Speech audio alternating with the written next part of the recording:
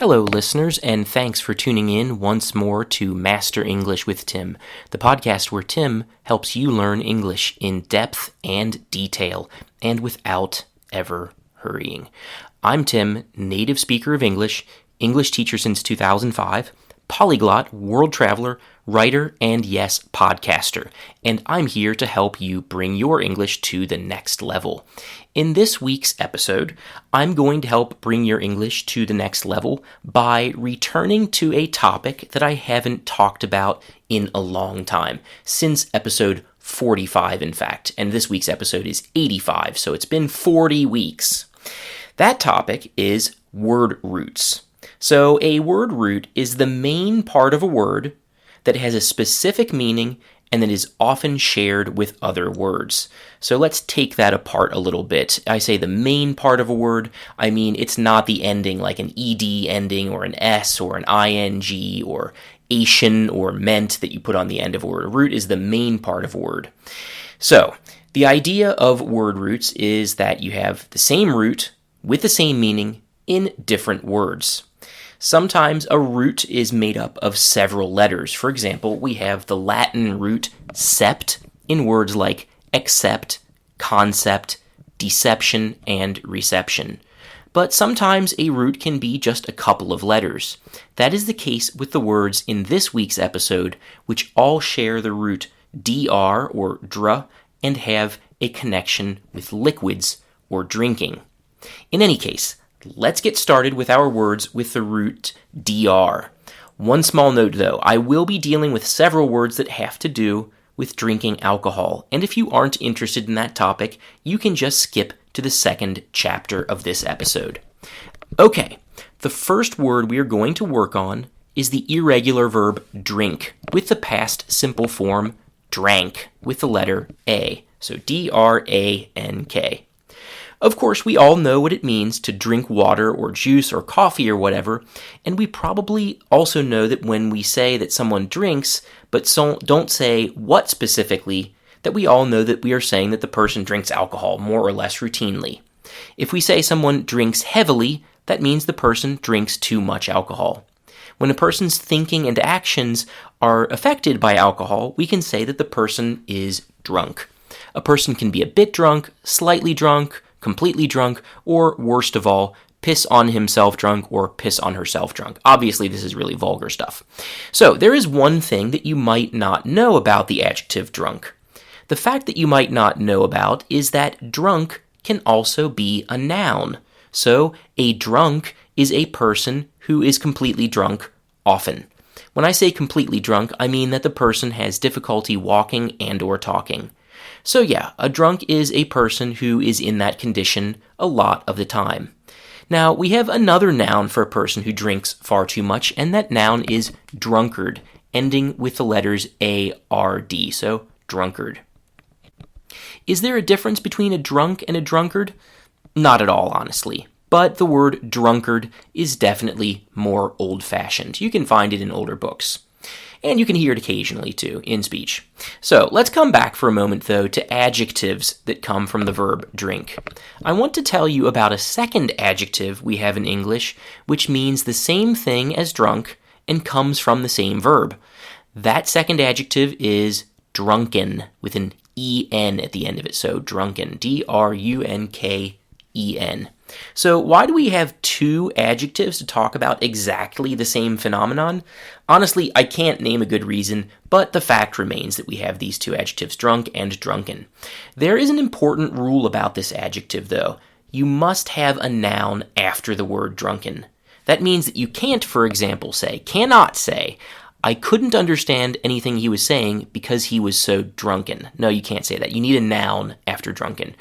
You could, however, say that someone was a drunken idiot or that your neighbors had a drunken party last night. Actually, now that I'm thinking about it, I realize that drunken is usually combined with only two categories of nouns. The first is people. You could say drunken moron, drunken idiot, drunken politician, drunken husband, or drunken whoever. All of these combinations sound kind of old-fashioned and judgmental. Anyways, the second category of nouns that you can combine with drunken is events. So there are drunken parties, drunken holidays, drunken festivals, drunken carnivals, that kind of thing. I do want to bring your attention to something that's quite obvious, which is that calling someone a drunk, or if you want to be old-fashioned, a drunkard, is not a nice thing to do, even if it happens to be true. In the last couple of years, I've heard and especially read a more medical way of talking about these people. Nowadays, people sometimes say and write that someone has alcohol use disorder. Actually, I really agree with this way of talking. Calling someone a drunk is a moral judgment about a sickness, and it can lead people to deal with that person in an angry way rather than a pragmatic one. From our very common verb drink, we can also derive the noun drinker. A drinker is a person who routinely drinks alcohol. If we say that a person is a light drinker, that means that they are very noticeably affected by even small amounts of alcohol. For instance, if a person gets really visibly drunk from just one beer, then that person is definitely a very light drinker. By the way, the two expressions light drinker and heavy drinker are very different in meaning, but they are not exactly antonyms. If we say that a person is a heavy drinker, that means that they drink routinely, and that some of that routine includes times when the person drinks really a lot or drinks heavily and is not too affected by it. They can still talk straight, for example. Okay, we are finally finished with the topic of alcohol and can move on to other stuff, most of which is more advanced and specific than the words connected directly with drinking.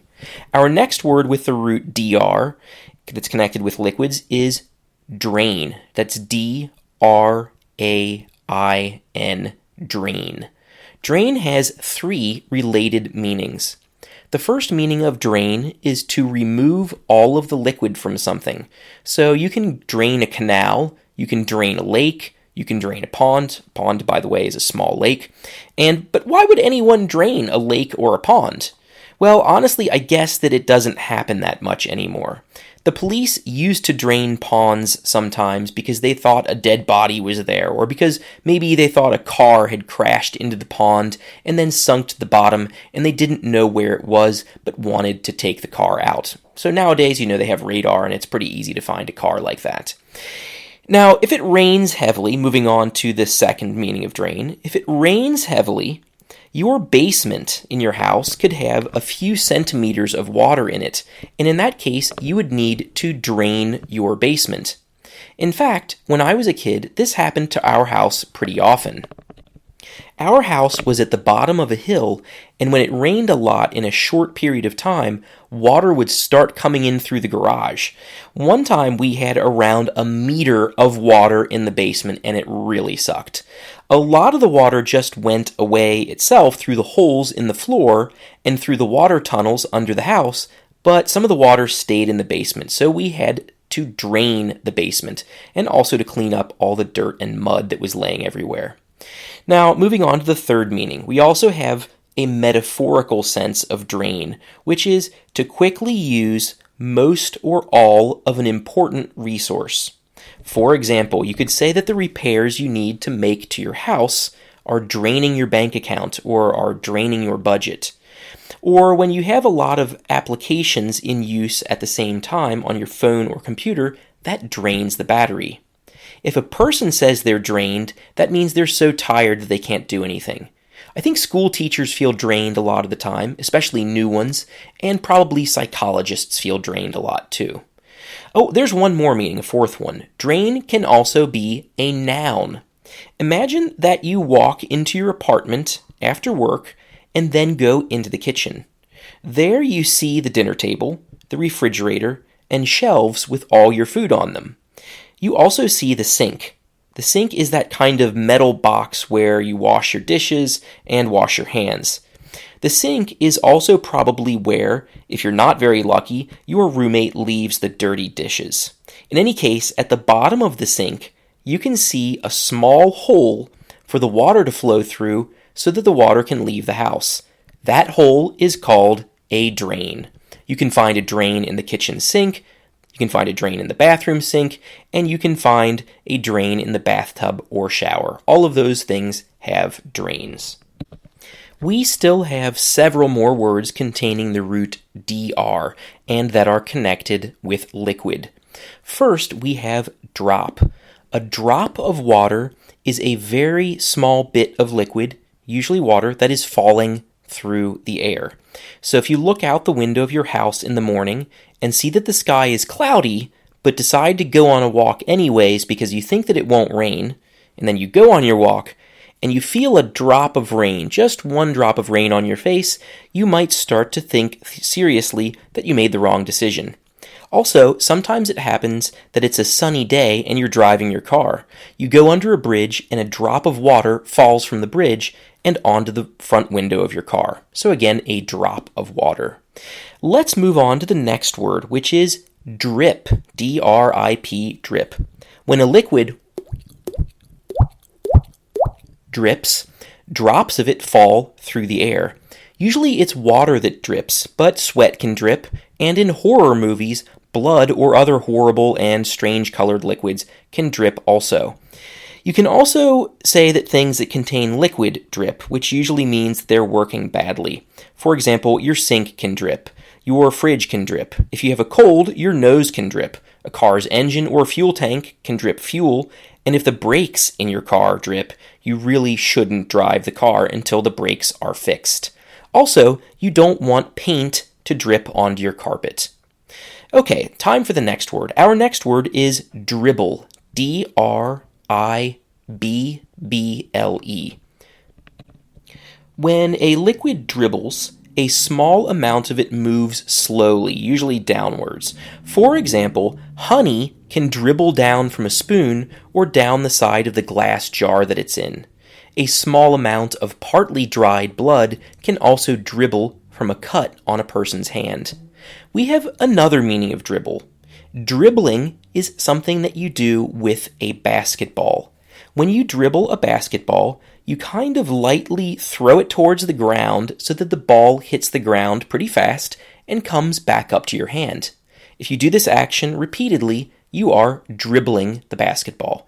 Not exactly connected with liquid, but there it is, another meaning of dribble. Let's move on to our next word, which is drool. D-R-O-O-L.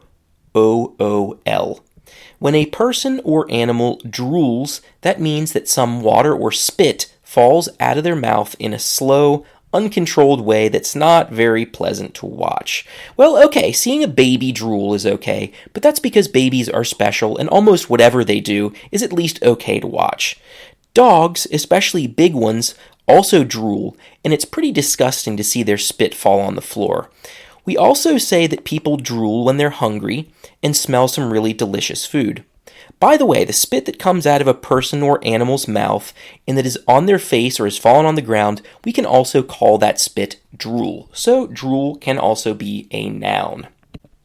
Okay, just a couple more words. The next one is the verb drown. D-R-O-W-N, which means to die in the water, to drown. People drown because they don't know how to swim. They drown because the waves in the water were so big that swimming was impossible. People drown because their car or helicopter or whatever crashed into water and they couldn't get out in time. People also drown because they get too tired to continue swimming. And people also drown because someone kills them by holding them underwater. So yes, one person can drown another person. Now, our last word for today is the verb drench. That's D-R-E-N-C-H, drench.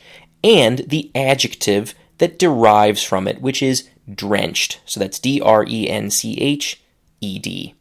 When something is drenched, it is completely, absolutely wet. If you're outside when it starts to rain and you get drenched, that means that your clothes, including your socks and shoes and even underwear, are completely wet. Okay, that's all for this week. If you want to learn more about interesting word roots and enrich your vocabulary, you can go back and listen to episodes 15, 19, 34, 40, and 45. Thanks again for listening, everybody. Until next Monday.